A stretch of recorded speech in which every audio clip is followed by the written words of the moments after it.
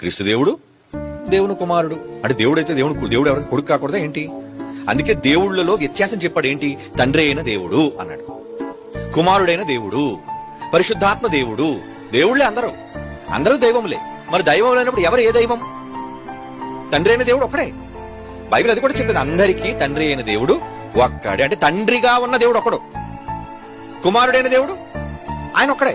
అలాగే ఇంకెవరు కొడుకులు లేరని కదా మళ్ళీ అక్కడ అపార్థం చేసుకోకూడదు. క్రీస్తుని దేవుడు అని నమ్మాలా? తప్పనిసరిగా క్రీస్తుని దేవుడు అని నమ్మాలి. దేవుని కుమారుడు అని నమ్మాలా? అంటే క్రీస్తు దేవుడు, దేవుని కుమారుడు. యోహాను సువార్త 1వ అధ్యాయం 1వ వచనం ఎంత క్లియర్ గా ఉందారా? ఆయన అర్థం కావట్లేదు ఏంటి? నీకోసం చదువుతాను ఒకసారి. ఆది యందు వాక్యం ఉండెను, ప్రారంభంలో వాక్యం ఉందట. వాక్యం ఎక్కడుందట? జాగ్రత్తగా నీ 2వ వచనంలోని 2వ మాటలోని ఎంత వివరణ ఇచ్చేసాడు. ఆది యందు వాక్యం ఉంది. వాక్యము ఎక్కడుందట? దేవుడు ఒక ఆయన ఉన్నాడు, వాక్యం ఉంది. వాక్యం దేవుడు అనే ఒక వ్యక్తి దగ్గర ఉందట. అంటే దేవుడు వేరు, వాక్యం వేరేనే కదా. ఏమండి? వాక్యం దేవుని యొద్ద ఉండెను.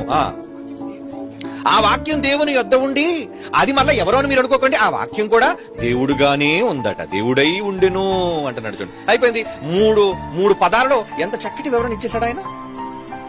అందుకే యేసుప్రభు వారు, ఆ వాక్యం ఎవరో కదా యేసుప్రభు అని మనకు తెలుసు, భూమి మీదకి వచ్చి ఆకాశం వైపు కొనలెత్తని ఏమని ప్రార్థన చేస్తున్నాడు? తండ్రి అంటున్నాడు. అవునా? నా మనం ఆలకించి తండ్రి అంటున్నాడు. నా చెయ్యేందుకు వదిలేసావు తండ్రి అంటున్నాడు. ప్రతి రాత్రి తండ్రితో మాట్లాడుతున్నాడు.